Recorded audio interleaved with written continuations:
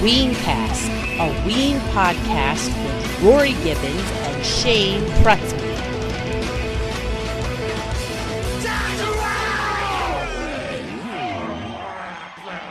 This is Weencast podcast, and this is Rory. Welcome back, listeners. This is part 2 of our podcast for the April 20th, 2000 show at Rutgers University, Skelly Field.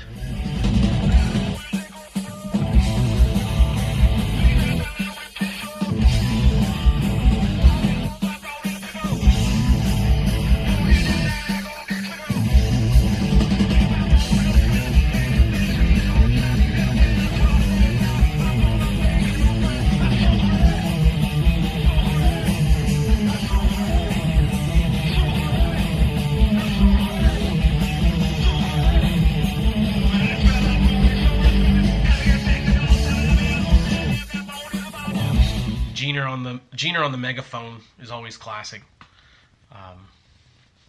You know, again, it's like, man, we got it all tonight. They sure do. A little bit of everything. Somehow they managed to get a little bit of everything in on the set list. And speaking of that, Mr. Richard Smoker, Golden Country Greats, is the next one. Becomes kind of a standard, but everyone loves Mr. Richard Smoker. Yeah, and then of course, and then Puerto Rican Power, which is kind of not that common of a song. But that it's sort of I seem to remember that being like a time when it was kind of played. Is my memory serving me correctly? That you don't really hear him play that too much anymore, or later on. But I think they used to play it back then. Or I mean, that was sort of like that was a big era for Puerto Rican Power, I would say. That sounds about right. I think that's definitely a tune that sort of like lost its way there for a little while. But yeah, at the time it was, I don't want to say common, but we had definitely heard that a few times before. But yeah, always great. Always a good rockin' tune and a fun one. There is a cool quote after Mr. Richard Smoker where someone must have yelled for Polo Asada, and Diener must have heard it because you hear him say, Polo Asada, yeah, like we're just going to start playing that tonight. Come on, Puerto Rican Power! We did it! Polo Asada, we're going to start playing it tonight.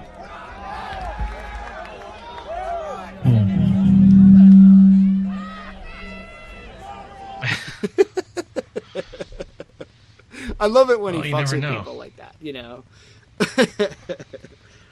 And then you got Waving My Dick in the Wind, another Mollusk tune, and then fucking Fat Lenny. It's there again. It's old school, brownness, and yeah, man, the fucking sweet fucking tune with a badass intro. Should we play a little clip of that? Sure. Something called Fat Lenny here at Rutgers Stadium tonight. Please. Yes. Time to get greasy there now.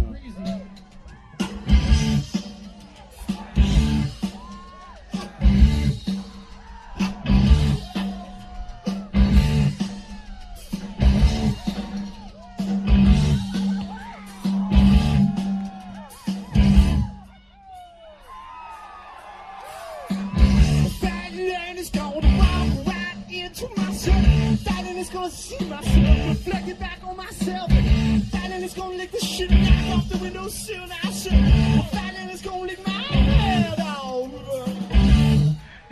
He says at the beginning, Jeaner's like, time to get greasy. Yeah. Time to get greasy. And they certainly do.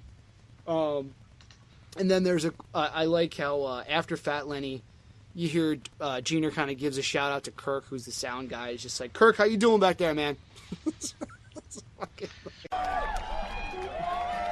Kirk, how you doing back there, man?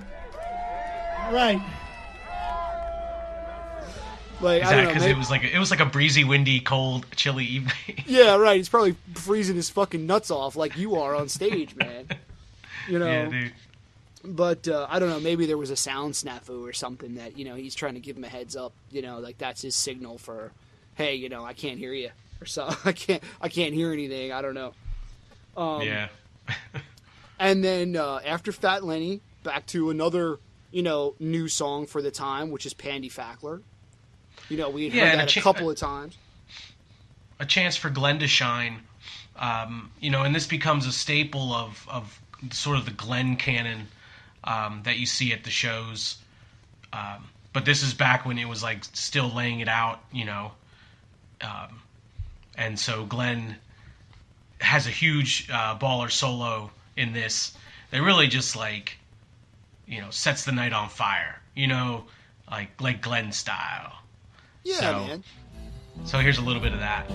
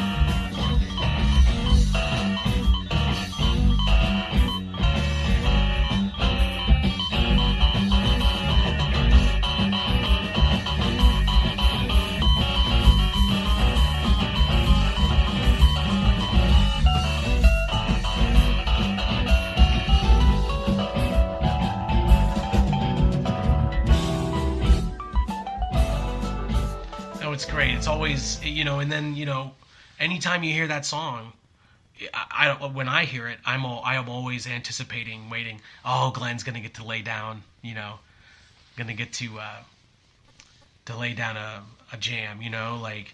Yeah, like what's so Glenn gonna do on Pandy Fackler tonight, Yeah, totally. Again, another one that ends up becoming like a staple, in the years to come. And I think that's, and speaking of this show as a seminal moment for us in our, sort of fandom, like a high watermark kind of show. It really is a show that sort of established, songs as part of the routine and this is what we do when we're doing it live. This show really sort of summed up a lot and put it all together, and so it just seems like just going back and listening to this show again, it's kind of man, there were so many songs that was they were still pretty new then, and they became foundational to Ween moving forward. Hell yeah, man. Okay, so after Pandy Fackler, we got another standout of this show. Not only is every fucking tune on this rockin' and they're on top of their game and everything like this, we get another song that really was not I know we had never heard it before. I don't think it was really ever like fleshed out live until, like this night or maybe like once or twice before this. Again, I haven't checked Brown Bass, but no, dude, you're right on. This is I think the fourth time it was ever played live. Yeah, so like this is, that's like into the realm of they're still like fleshing the shit out. You know what I mean? As to like making it a full on live song with the whole band. It's fucking Spring Theme. And it's another one of those tunes for this show that's like, 4/20/2000, you got Voodoo Lady with Kiss and then, Spring Theme. It's another one that like jumps out as like, oh shit. They don't say anything, it's not introduced. But even like the fucking intro, like they just start into the intro and it's just fucking like, oh shit, now what is that? Oh, you know what I mean? And I remember like being at the show and being like, oh shit, what is this? What is this? And the buddies from State College, I think, being with, and it's like, oh, what's this song? And it's like, you'll see, Yeah. No, and this was only like the fourth time ever played live, and only 64 times total. So definitely not a common song at all. This is like the Brown part of the show, really, like Spring Theme, because then Sorry Charlie comes in, and Laura, are all tunes that are very uncommon. Sorry Charlie 79 times, Laura 32 times, and all of them played only a handful of times before this show. You know, so like, just like, really going and digging deep, and so I definitely look at Spring Theme as one of the songs on this show that it's like, if you, one of those moments, one of those like, those high point moments of this show is definitely Spring Theme. Absolutely. So should we play a little clip of that? Yeah, let me play a little bit of this.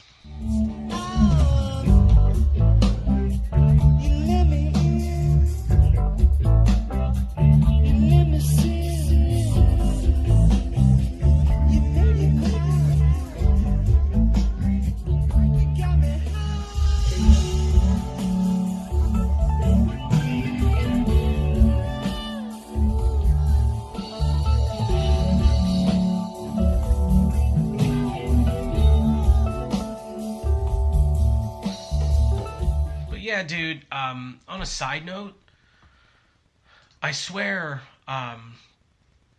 Dave looks like Beetlejuice during that song. Did he like change outfits, or am I just like, was that like something I imagined? I'll have to go back and watch the video of it, but I'll believe you. You know what I mean? Like I know this is just from my memory of it, but without even like going back and playing any of the video.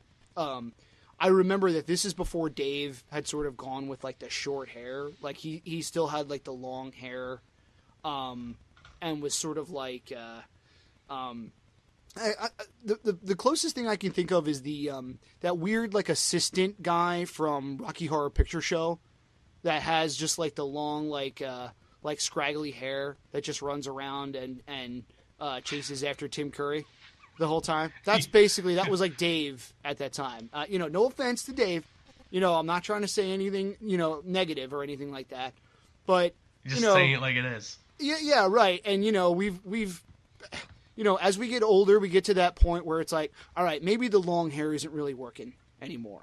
You know what I mean? Like, it happened to most of us at some point or another in our lives. You know what I mean? I'm past that point.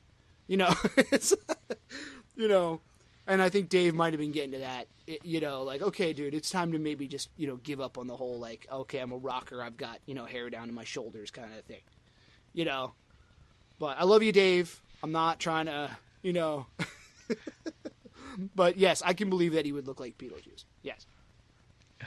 And maybe some of it was the lighting, I don't know. But, Sorry Charlie is awesome. This is another one of those moments that's like, oh, it's so cool that they do Sorry Charlie. And it opens up Sorry Charlie with like, sitting in the morning sun. We know this.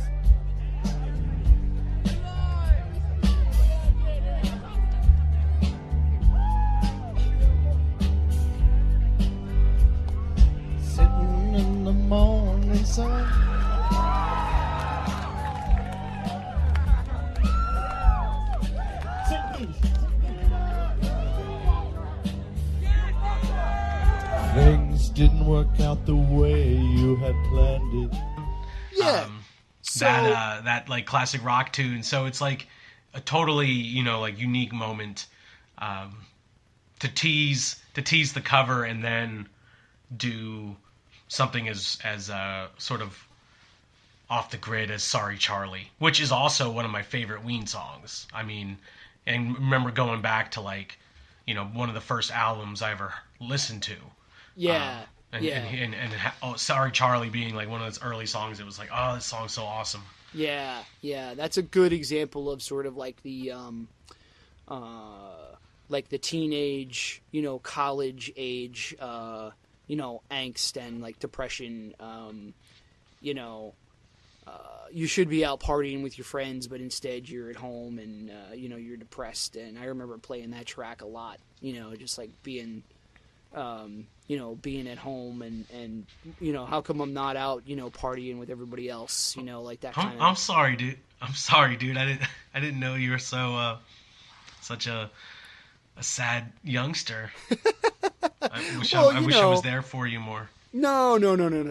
It's just kind of one of those things that reminds me of that's kind of how that I related to that song in like my my like solo moments of just like listening to the pod and by myself and kind of like, yeah, I can hear where he's coming from with that tune. That's kind of how I what I got out of it. You know what I mean? Yeah. But there's another cool little snippet that happens in between those two songs, in between Spring Theme and Sorry Charlie. You might not be able to hear it on the YouTube audio and the YouTube video, but on the MP3s that I have this show on my iPod from an old bootleg, and I swear to you, and Rory, you can make this claim if you want to, but you can hear somebody yell clear as day, "Money for nothing and your chicks for free."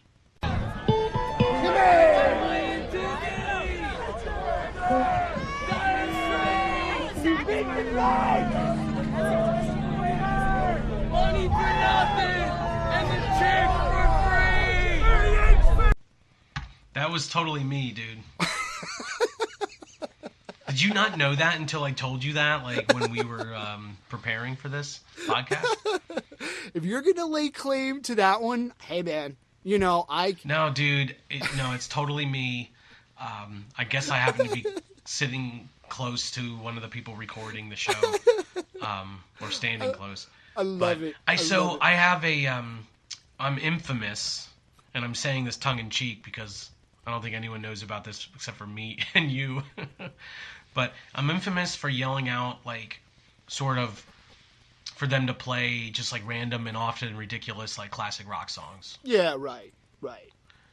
So, and so I just figure, like, oh, everyone else is yelling for, like, Big Jim and like, Buenos Stars Amigo and I will give and whatever, and it's like, I'm gonna yell out Money for nothing, I will give you on one of the Aaron solo shows from, I don't know what year it was, 2011 or so. I'll have to go back and find it. I know Aaron comes out. This is at like World Cafe Live in Philadelphia. Aaron comes out and you just hear I know it's you because I remember like standing right next to you when you did it, just yell, "Hell's bells!" And it just... Again, it's just clear as day, and it actually is like right before he's about to like say anything. So everyone is like quiet, and you're just like, "Hell's bells," and people actually laugh. People are actually like laughing at you because they can hear you like clear as like everyone like shuts up waiting for him to like start, and then you hear you yell. So I know that that's you. So I'll give you credit for that one. But if you want to claim Money for nothing, I'll give it to you. No, that's I'm sorry, but no, that's my infamy is sort of yelling, and again, Hell's Bells. That's the same kind of deal. I love it. And why not? That would be pretty memorable. But I don't want to talk about other shows besides this one. I'm sorry. It just But I yeah, had so to, I had to bring anyway, it so up. that was a thing I sort of got into, was yelling for just random classic rock songs that they Right. probably would have no chance of ever playing. Hey, you never know until you ask. You don't know. But So it's worth a shot. But then after those two, Spring Theme and Sorry Charlie, this is one that like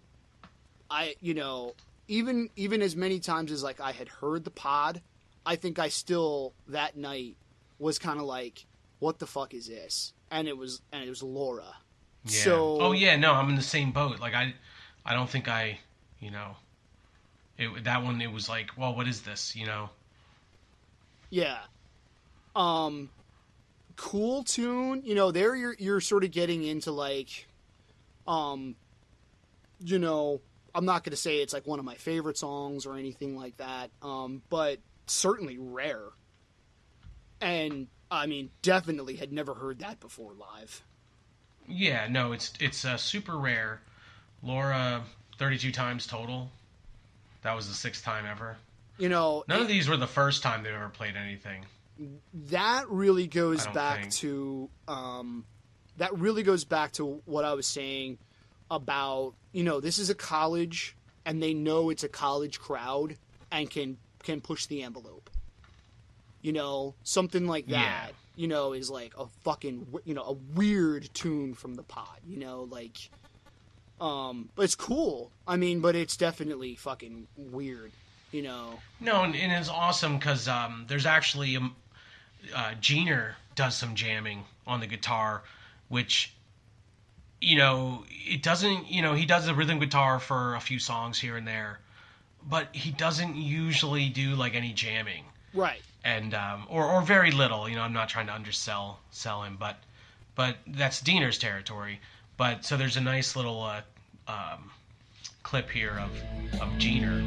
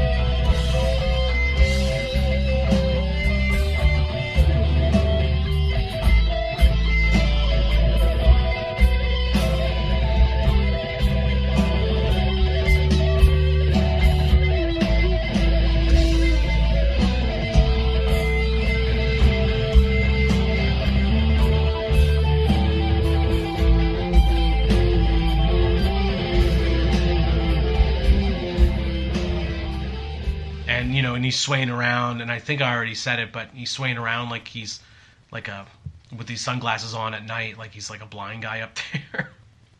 like that he can't find his way, but he's jamming out. He's just laying out the licks, and another case of we got it all tonight. Because it's not every show that Jeaner like has his own like solo or his own jam in a song. That's very true.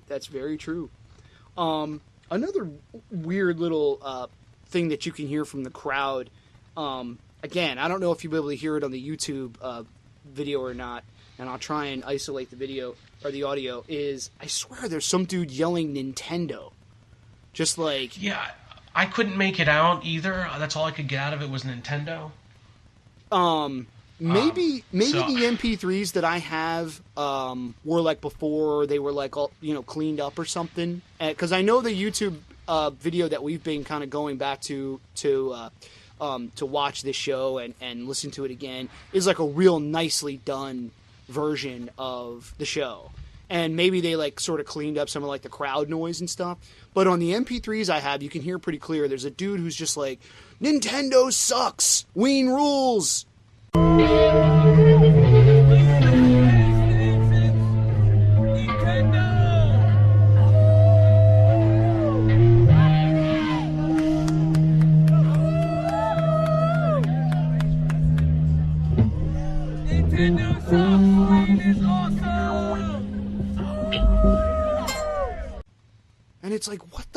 you talking about, dude? You know, like, just a weird, I swear he's going, Nintendo! Nintendo! It's like, what? Why are you yelling Nintendo? You know? Just a fucking weird little thing. I don't know. I mean, it's a you know, I don't know if I agree, but it's a relevant point. I mean, I don't know if I would, you know, it's like, I think you can live in a world where you have Nintendo and Ween. Yeah, right. So it's not an either-or proposition to me. Yeah, I don't know if he's trying to say get out of your dorm room and come out and listen to the show or what, you know, but anyway, just a weird little thing on the bootleg. And then you got Ice Castles, which is also new for White Pepper. You know, cool little spacey jam if you hadn't heard it up till this point, which a lot of people probably hadn't. And then there's a cool quote that Jeter throws in after Ice Castles where he's just like, now the shit's getting fucked up. Now the shit's getting fucked up.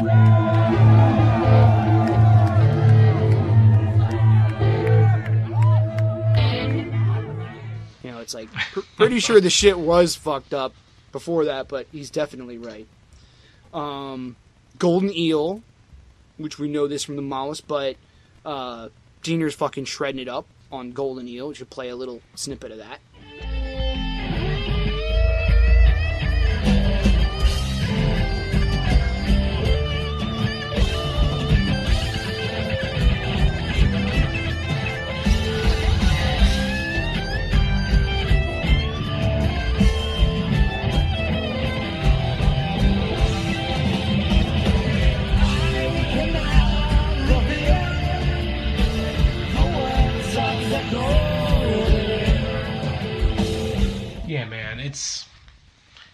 It's like every song, dude. It's just, and this is almost 2 hours into the show at this point. This is about the show comes in at over 2.5 hours, so this is like almost 2 hours into it, and they're shredding this stuff like they were, you know, at the beginning of the show. And it's also, this is kind of this like extended sort of main set like finale. Yeah. Right? Because you got going from Spring Theme all the way down to, you know, now we're at, you know, Sorry Charlie, Laura, Ice Castles, Golden Eel. And then coming up, they tease Mononucleosis, which is sick enough just teasing it. Yeah. But Tender Situation and Reggae Junkie Jew, that's the main set. So you think about that's like, what, about 8 songs in a row, I think, where it's like this extended finale for the main set. That's really mind-blowing, the ground that they cover and the you know, the variety of songs and the jams and how unusual. I mean, there's a whole bunch of those songs that I just mentioned. It's like they're all pretty uncommon, pretty rare tunes to hear. Absolutely. And they're just playing them one after the other. They're just like playing them one after the other. It's like when you're at the 4th of July fireworks, you know, and it's like the finale and they just start shooting off the fireworks left and right. Yeah. And you know, and it just like keeps going and going and going, and then you're like, wow, this shit's real now. Yeah. And what's even crazier about this is just the main set finale. We haven't even gotten to talking about the encore, which is phenomenal. So that we'll get there. But yeah, man, Golden Eel and teasing Mononucleosis.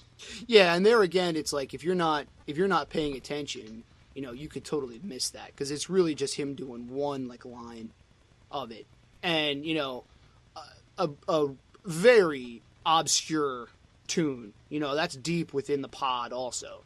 You know, so you really have to be paying attention to pick up on that. When you came into the pod, you told me that something was wrong. You like that? Yeah. And then after the mono tease, Tender Situation.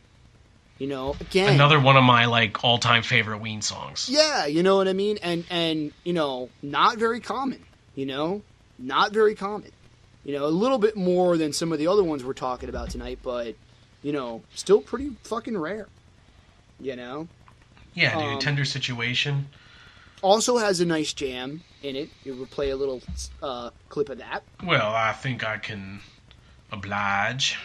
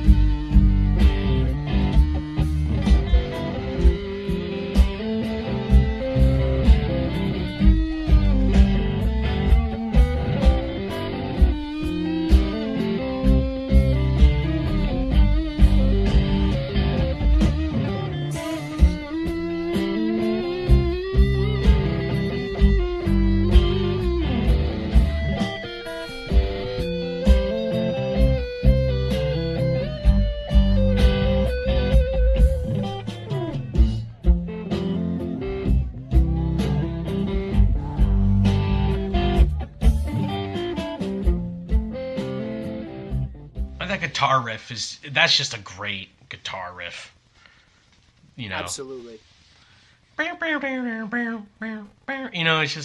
It's just phenomenal, and it's just sort of repeat until infinity. Another one of those sort of like beautiful older songs that never really got. I mean, obviously, if you're a big Ween fan, you're gonna be down with that one, but never really got into like the realm of popularity of some of the other ones, but deserves every bit of it. Yeah, Tender Situation is one of those ones that I think really feeds into like the Ween sort of legendarium, the Ween mythology, and the song's almost poetry. Yeah. And the way the lyrics are laid out, and it's almost like this like, stream of consciousness thing going on. But which is really emblematic of, there's kind of a whole series of early Ween songs that are like sort of fit in that category, that are with these like,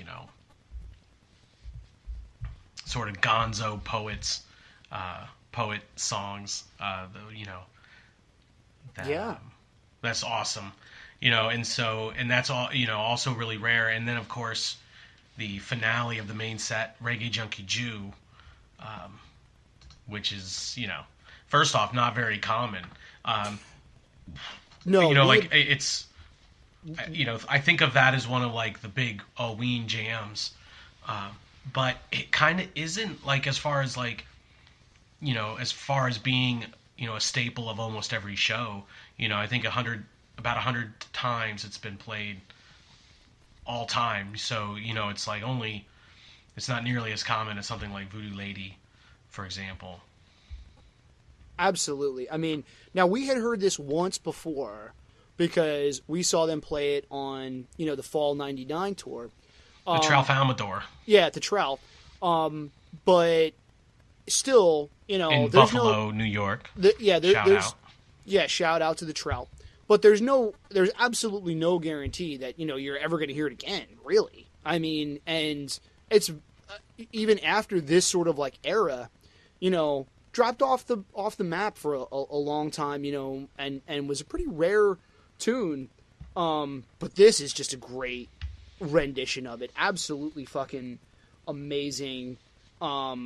With I think Diener is doing the lead vocal, and Jeaner is on the megaphone, basically just doing like a backup. Just a fucking great jam. We should play a little clip of that for sure. Yeah.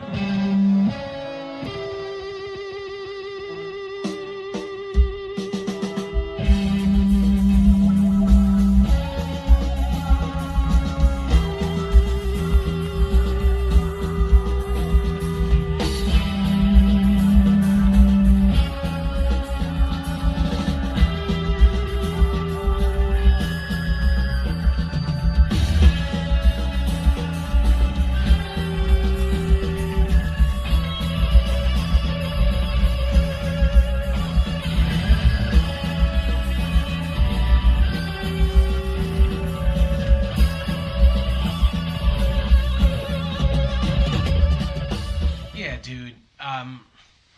Reggae Junkie Jew is a fantastic jam.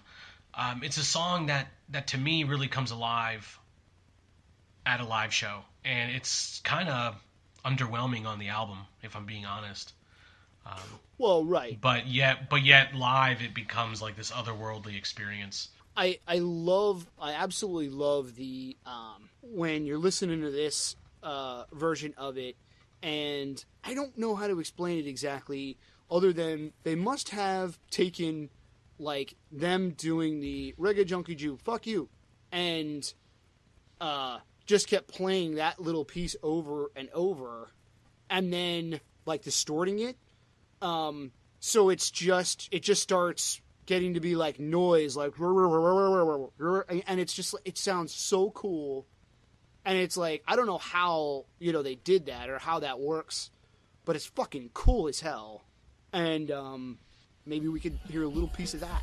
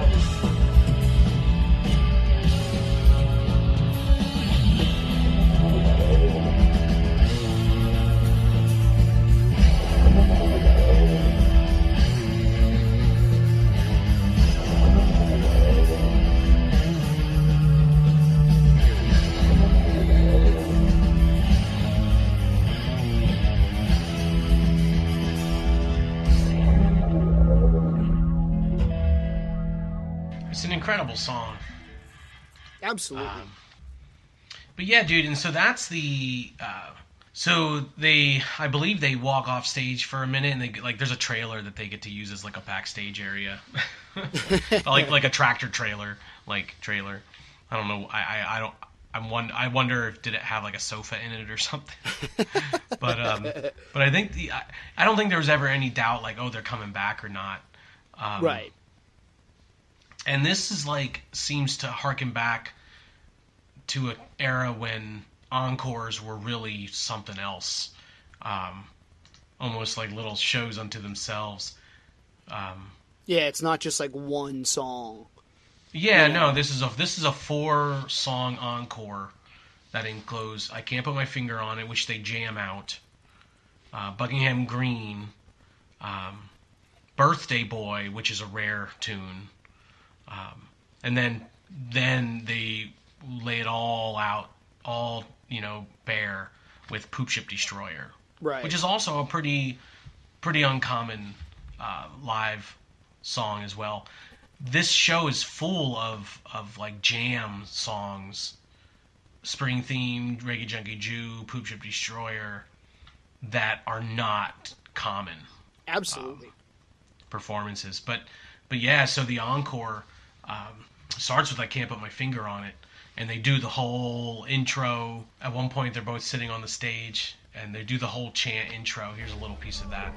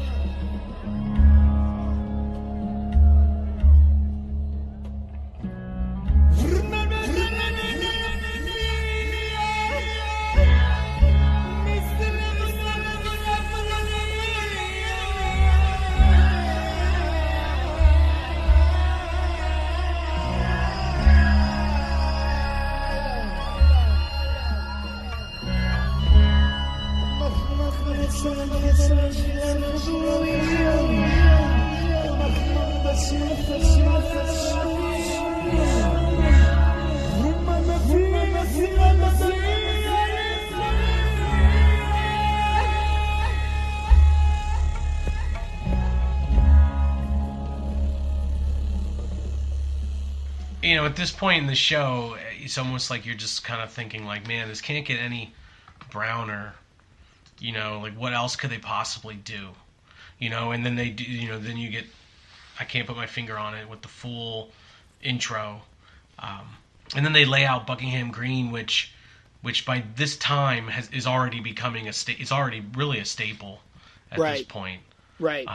But and what's interesting about that is actually, you know, to save it for the encore, you know, it's like for a song that's already become a staple, you know, that usually it falls somewhere in the middle of the main set, but there's a really hardcore jam in that. You want to play a little bit of that? Sure, man.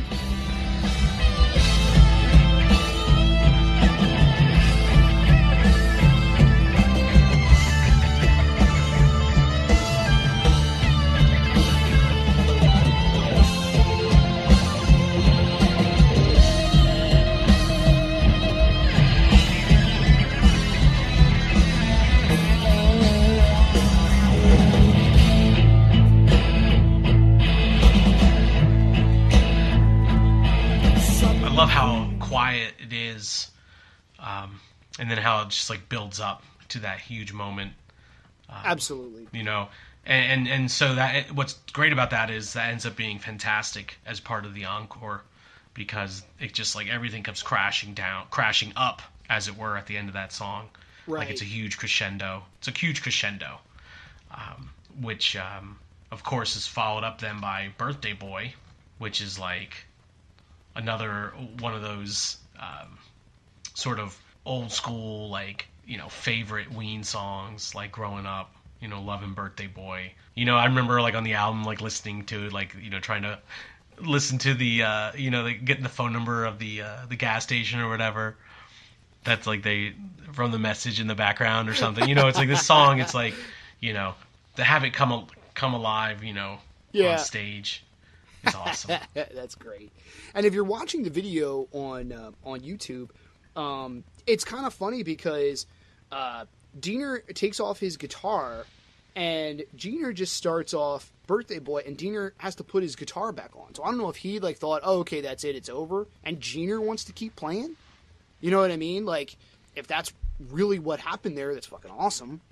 Well, and you know, and that's possible because you've already had a jam, Can't Put My Finger on It, and then a huge Buckingham Green laid out.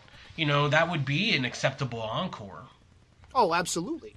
You know, but then it's like take it one step further. You rock out Birthday Boy, which is a mellow, quiet tune.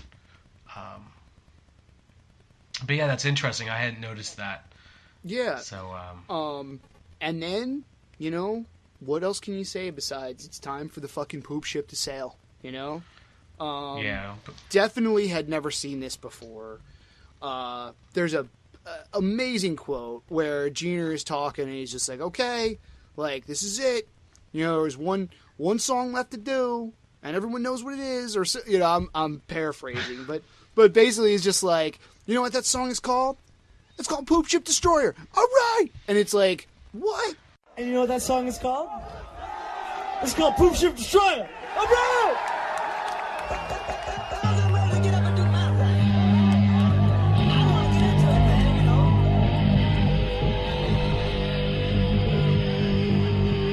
Happy Earth Day!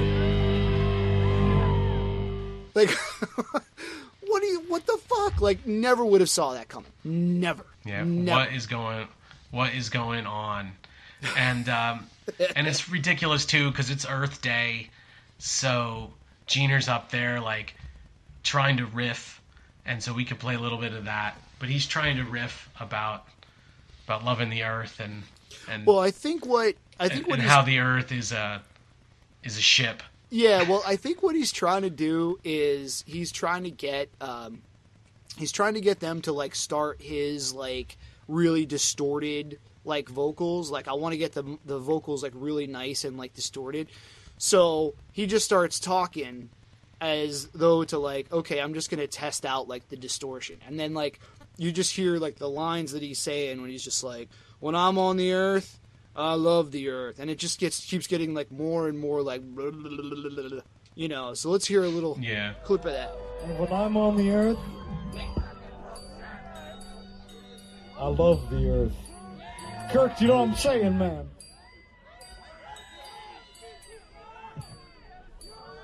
When the earth is earthbound, then people stand on the earth. And then they take something from their house to another place on the earth. And they put it in that place in the earth. And then they close the door. And then they come back to the place that they started on the earth. And then they climb aboard the poop ship destroyer.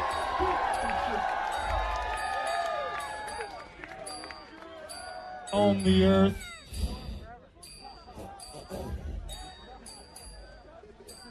They erect the building on the earth.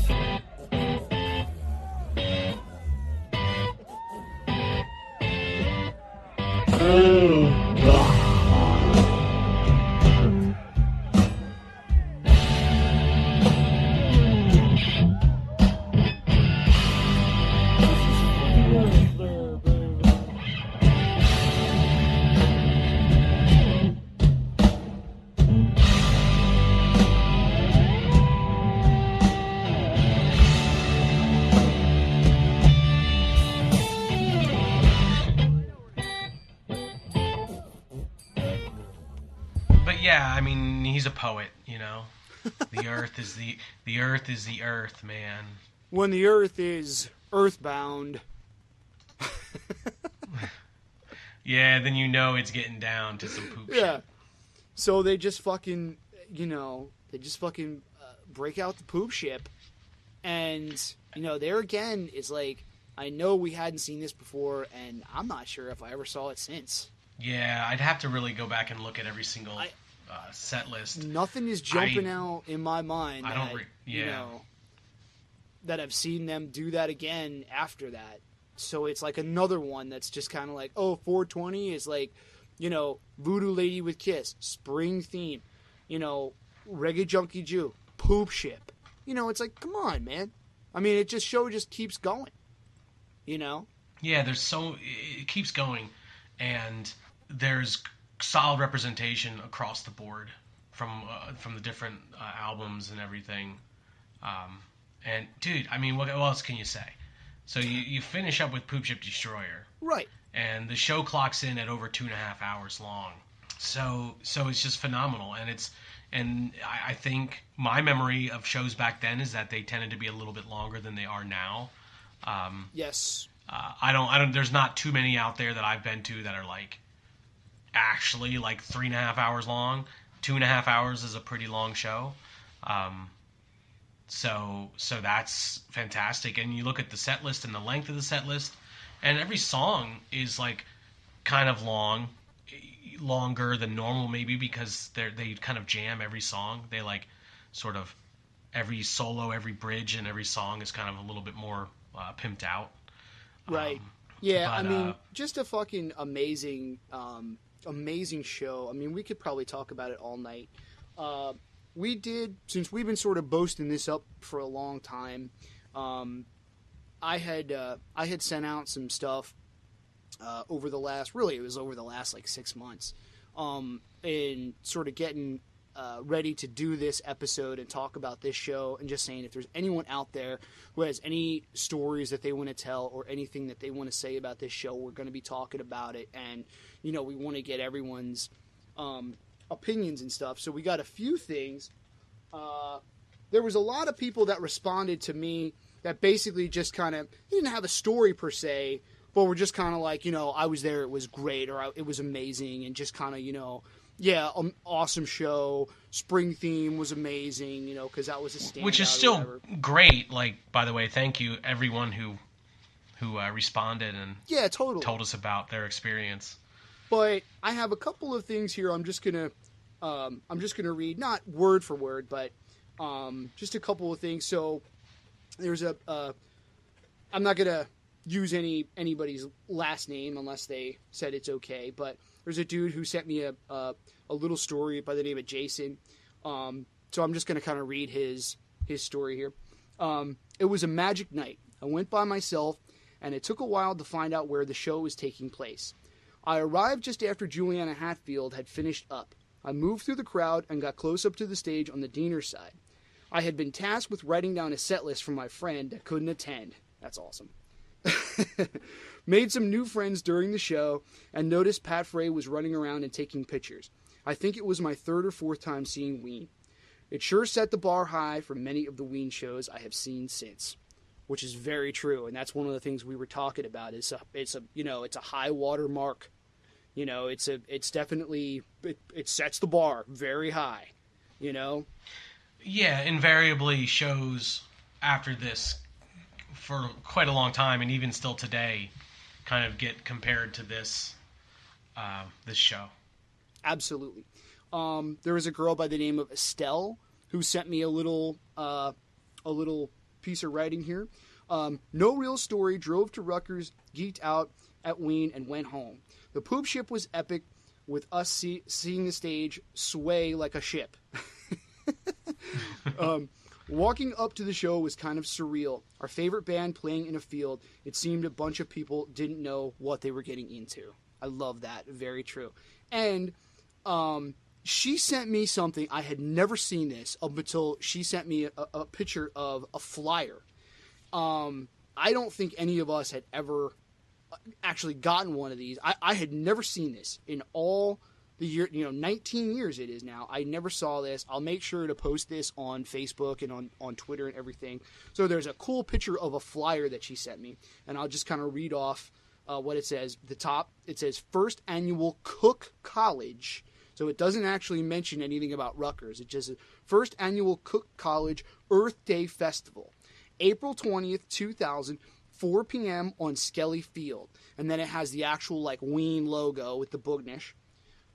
Juliana Hatfield is right underneath that. And then there's a couple of the smaller bands, which I did, in preparation for the podcast, I did just sort of look each one of these names up on Wikipedia and see if they came up with anything. There was nothing for any of them. So they must have just been local bands, but if anybody knows was in any of these bands or knows any of these bands, I'd love to hear something. Voodoo Vuba, Faux Monks, Life Goes On, and Possible Hearsay. So those were supposedly the bands that went on even before Juliana Hatfield for that festival. So just really fucking cool. I had never seen that. It's just a picture of the flyer. So thank you so much for sending that to me. It really made my day when she had sent me that. Yeah, dude, that's awesome. It was a whole day of music, I guess. We just got there kind of a little bit before the Ween. Yeah, we didn't even get to see Juliana Hatfield, which I guess in retrospect is kind of a bummer. But we didn't even know. I don't even think we realized it was going to be a whole day thing. But anyway, I think she was still playing when we got there, but we kind of reconnoitered right off from near the stage for a little bit to kind of get our wits together and stretch our legs. And in retrospect, I want to say we had a frisbee. I want to say there was a frisbee involved. Yeah, we had mentioned that. We had mentioned that too. I guess in retrospect, I guess I would say not only do I wish I would have been able to see Juliana Hatfield, but also would have done a little bit more digging into who she was and knowing a little bit more about her, and some of the songs and stuff. But it's just a different era. You know what I mean? So. Hey, man, no regrets. Yeah, no regret. Okay, you're right. No regrets. So there was another dude by the name of Pete who sent me a little story here. 4 of us drove to the show, and we met a little hippie girl at the gas station. She gave us directions to where the practice field was and said, find her at the show, and we could sleep at her place. So we went and saw my most favorite show ever. Found the little hippie girl afterwards, and she took us to this rager of a party. Nothing fancy there, just fun, but then we went back to her place and passed out. I woke up the next morning as she was leaving. I asked if she wanted us to leave, and she said, no, and there's breakfast made for you guys. Just lock up if you leave before I get home. So we did just that. I wish I remembered her name. She was so nice. I've seen Ween 20 times or more, not as much as some have, but I've been disappointed, and 420 is my most favorite show. The Laura was fantastic, and I had to school some kid on Nan. He was convinced it was off the new album because he knew every Ween song but had no clue about the oneness. That's awesome. The energy, not to mention the set list, was absolutely amazing. It was outdoors, free, cram-packed, but open at the same time. And the boys were on point that night. First 420 of the new millennium. That's all I know to say. If you weren't there, Boognish Monster, Ween Channel, has the entire show on audio, and I believe video also. Happy Weening. So, great little That's a story. fantastic, that was well put. Absolutely. Because it was, like, packed, but yet open. Like, it was this... I don't remember exactly how many people were there, but it felt like there was a lot of people, and we were kind of packed in because it was chilly, but something about it didn't feel like crowded. So that's a really, really spot on comment. Yeah, totally. And another person saying, just how sort of the high watermark that this show represents. Absolutely. So I got a little message from Fred Moore.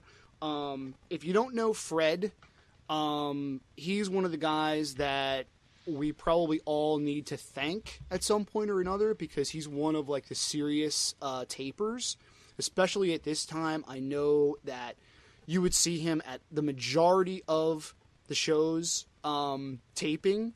So like the MP3s that I have, like the bootleg that I have the CDs of was probably his tape, so he's one of these guys, thank you, Fred, for, not just taping this show, but taping, throughout the years. And, it's definitely a thankless sort of chore. We've mentioned that in some of our other podcasts. So Fred's one of the guys that everyone should say thank you to. So he was there and he sent me a little letter here. I remember when this show was announced. It was a free show, and we were all really psyched. It was a beautiful spring night.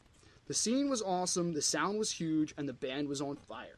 I remember they played Reggae Junkie Jew that just left us all with our jaws on the floor. I took several of my friends to the show, and for a lot of them, it was their first Ween show. They were all blown away and are still fans today. Truly the good old days. Yet, it seems like yesterday, and my recording still sounds fantastic. Which... absolutely. The bootlegs of this show are fucking incredible. For being an outdoor show. Another well put letter. Yeah, man. So the bootlegs that are floating around out there of this show, we probably have Fred to thank for. We definitely have him to thank for one of them. I'm not sure if it's, like I said, the one that I have or what, but so thank you so much, Fred. Here's a quick little snippet from a dude that sent me a message by the name of Jim. He says, I can't believe I'm admitting this, but I got lost on the Rutgers campus looking for this show and ended up at the field house where there was a cheerleading competition, and I missed the whole show. Bummer, man. Sorry. Bummer, dude. But I could see how that would happen. Yeah, man. Okay. And so one last thing. We have not mentioned this on our podcast before, but shout out to, I guess, we'll concede and we'll call it like the official Ween podcast, God Ween Evan. I've messaged back and forth with Will from God Ween Evan a bunch of times. He's always been super nice, and they gave us a shout out on the one episode of their podcast. So thank you so much. You know, that means a lot to us. It really does. And Will has always been nice, and he was actually at this show as well. So let me read a little bit of writing that he sent me, and then we'll sort of wrap it up and talk about our, final thoughts. So Will writes, Will from the Godween Evan podcast here, and I was actually at the 420 Rutgers show, and I don't really remember any of it. I remember driving there from Long Island in my Saturn, and I had the Ladke sisters with me. They were both on the fence about liking Ween, but wouldn't turn down a free show. One sister was a year older than me, and the other a year younger than me, and I was secretly in love with both of them. I remember being stressed because I was 20 or so and driving through Manhattan to get there and using paper MapQuest directions. Then I had to impress these sisters and get them to like Ween. I recently reached out to the Ladke sisters to see what they remember, and Ruthie said she remembered the fake leg I used to keep in my car. Lisa ignored my messages, so that's all from Will from Godween Evan. Sorry I don't remember much more. Thank God it's on YouTube, and the re-experience is freaking impressive. Hella show. Thanks, guys. So thank you so much, Will. Official shout out to Godween Evan. I guarantee if you're listening to us, you've already known about them and heard them, but hey, shout out anyway. Yeah, no, that's some good memories. And that reminds me of how, like, it's not just the show that is cool, it becomes an entire experience. Getting there, going, and all the different things that happen, and like, yeah, man, how everyone has a different story to tell. I know, I love it, and so that's cool. So yeah, that was the 420 show. Amazing. Yeah, dude, I feel like it's just a perfect confluence of a lot of different things. Like, they obviously put a lot of thought into that set list and really made sure that it stood out. It's a particular time in the history of Ween where the 5-piece band is really like humming on all cylinders, and they're about to put out a new album that they've been really working on and honing their craft together, and so all that's coming together. It's Earth Day, April 20th, and so that everyone's just in a great mood, and it's a positive atmosphere. It's a free show. I mean, dude, if I'm being real, at that stage of my life, if this wasn't a free show, I probably am not going. Like, I'm lucky I convinced people to go. Really, I mean, go halfway across the state and into New Jersey to go to a Ween show. At that time, would have been a tough pull, but it was free, man, and outdoors too, and outdoors. And outdoor shows, I mean, they're not always great, but there's something about them, and this one ended up. So all those things coming together, and it's just like, how can you do better than that? It's like everything that a man could desire. It's almost like here's Ween as you might imagine them to be, sort of like flipping the script. You know what I mean? Like, okay, well, it's a free show. They'll probably only play for like 45 minutes or whatever. It won't be like a full-length show, or they'll just phone it in or whatever. You might think that about most bands, and there was probably a lot of bands who that's what they would do. They would do the absolute minimum. Okay, well, they haven't paid anything. I'm sure Ween still got paid, but like as a fan or just someone who's just going to that show, well, it's free, you don't really expect a whole lot. That kind of thing. What your expectations. Yeah, the show could have been half the length, and that would have been a success. Right, exactly. It's like they wouldn't have had to have played, not nearly as long as they did. But it's sort of like the opposite of like what your expectations might have been. And it's a fucking long show where the set list is everywhere. Some tunes that like would remain rare even up until now. We're talking about this 19 years later. You know what I mean? And just like you're saying, it's a culmination of everything. It was free, so you had no excuse not to be there. It was outdoors. Everyone had plenty of room. I love how the one dude wrote, it was cram-packed and yet open. It's like, it's so true. It's so true. You know, everyone had plenty of space because it was just out in the middle of the field. But yet, you know, hey, we're all together and we all are fucking digging it and having a good time. So we're all going to, you know, huddle together. And yeah, man. I mean, it's just, it's just a culmination. There's no better word to describe it. It's just a culmination of, you know, the band and where they were at the time and just how they fucking laid it down at that era in their career, you know? Yeah, you have many staples that weren't staples yet, and so they're really played out. They're really played really well, and then you also have just quite a few pretty rare, pretty uncommon songs, you know. So it's just amazing, you know. It's you know, like we mentioned how the Voodoo Lady playing into Kiss is kind of like one of those like great sort of Ween live moments. Well, this show has several of those. You know, Sorry right. Charlie, Spring Theme. Yeah. You know, teasing. You know, sitting in the morning sun. Yeah, you know, right. like And the mono tease. Teasing mononucleosis. You know, it's like they're all, you know, can't put my finger on it with the extended intro. They're just, everything is just done, you know, just to the nines, you know. Yeah. Yeah. So, I mean, you know, there's also really not a bad thing you can say about the show. I don't really have much memory about how we got home. I wasn't driving.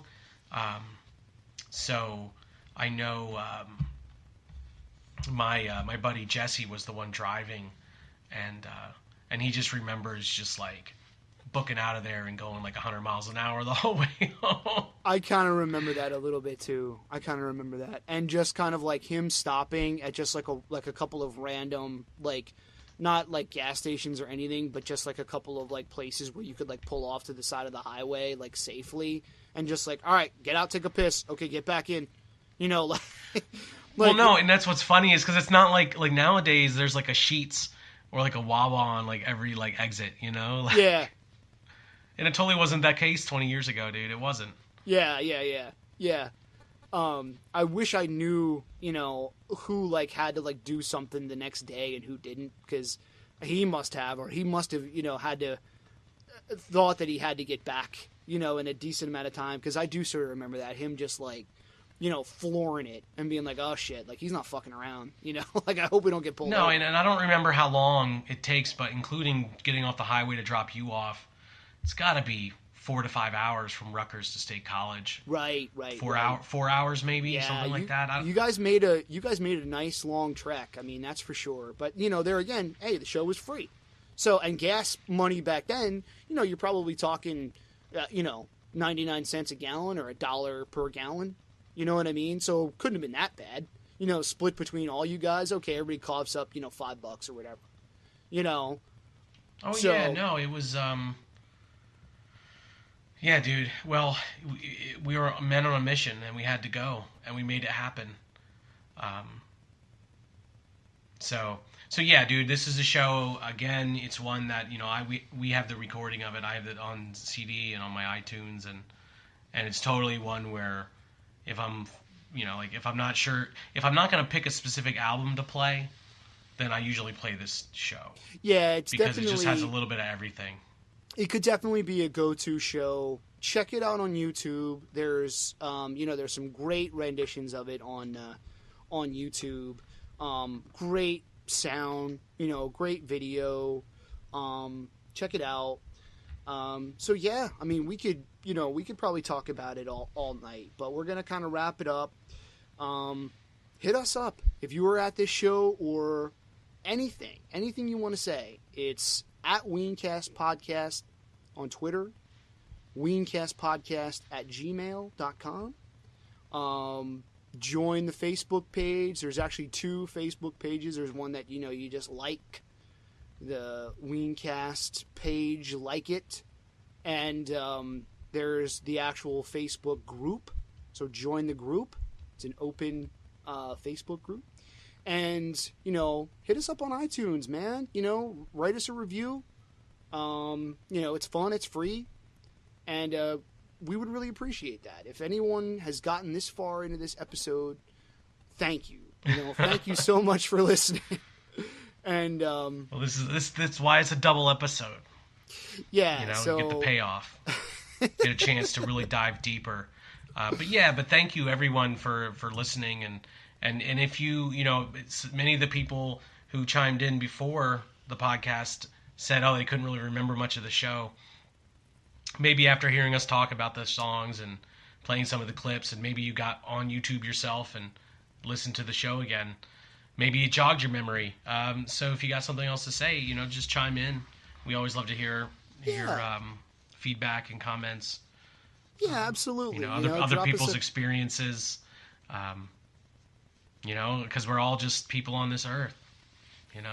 The earth is the earth. Yeah, when the earth is earthbound, on this systematic overdrive.